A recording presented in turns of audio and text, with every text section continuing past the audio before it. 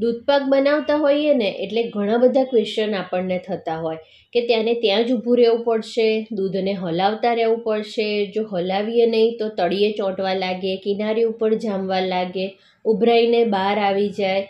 તો આવું કંઈ જ ના થાય એ માટે ઘણી બધી નાની નાની ટિપ્સને ધ્યાનમાં રાખીને આજે આપણે નવી જ રીતથી દૂધપાક બનાવીશું, જે ખાવાની તો ખૂબ મજા પડી જશે, પણ જો પહેલી વાર બનાવતા હશો ને તો પણ પરફેક્ટ જ બનશે.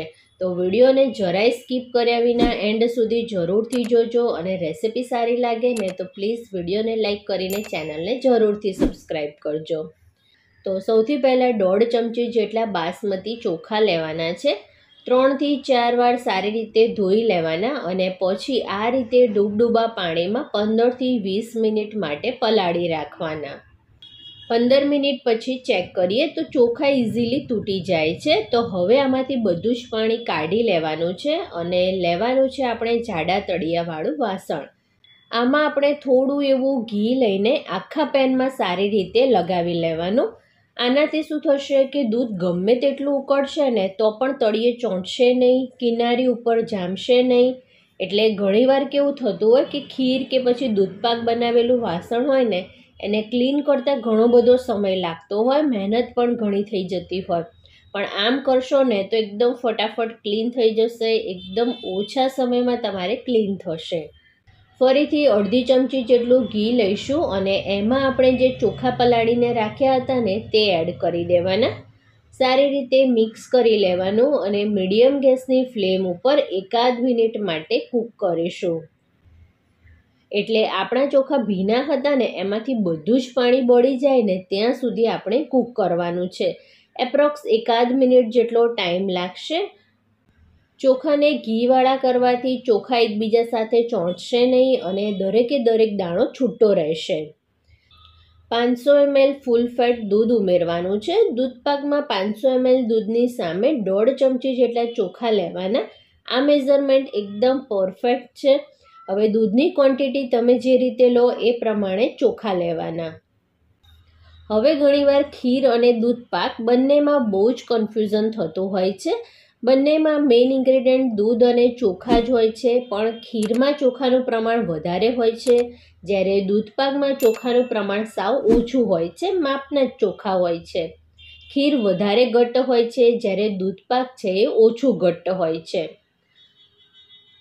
ચોખાને દૂધ સાથે સારી રીતે મિક્સ કરીને એકાદ ઉભરો આવે ને ત્યાં સુધી આપણે ચલાવતા રહેવાનું છે અને ગેસની ફ્લેમ હવે મીડિયમ જ રાખવાની છે.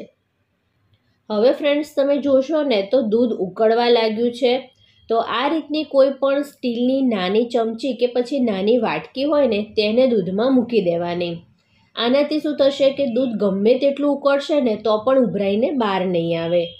એટલે હવે તમારે દૂધની જોડે ઊભા નહીં રહેવું પડે. સાથે તમે કિચનમાં કોઈ પણ નાનું એવું કામ કરી શકો છો.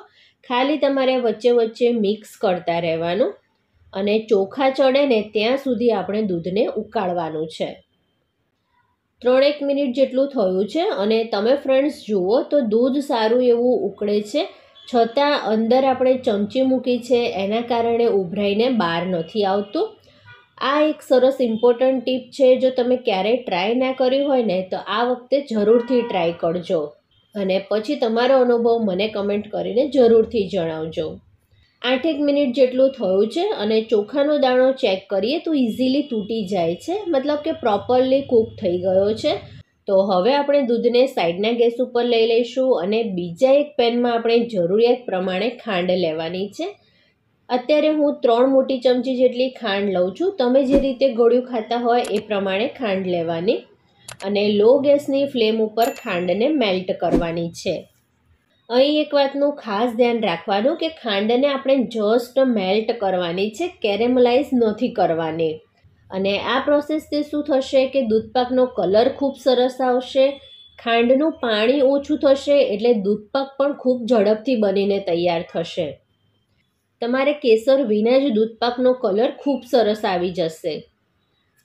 તો જુઓ ધીમે ધીમે બધી જ ખાંડ ઓગળવા લાગી છે અને કલર જુઓ ફ્રેન્ડ્સ કેટલો સરસ આવ્યો છે.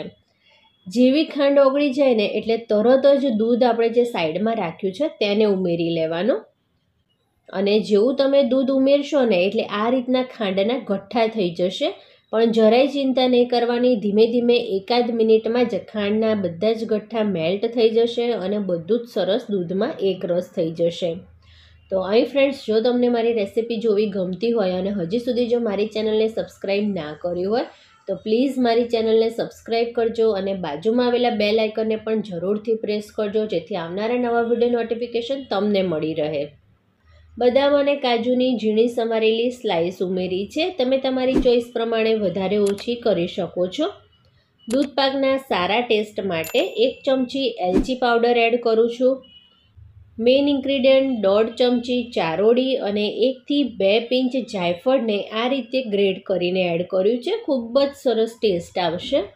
અને બધું જ દૂધમાં સારી રીતે મિક્સ કરીને 5-1 મિનિટ મીડિયમ ગેસની ફ્લેમ ઉપર ઉકળવા દેવાનું અને પછી ગેસની ફ્લેમ બંધ કરીને ગરમા ગરમ અથવા તો તમને જો ઠંડુ ભાવતું હોય તો એ પ્રમાણે સર્વ કરવાનું.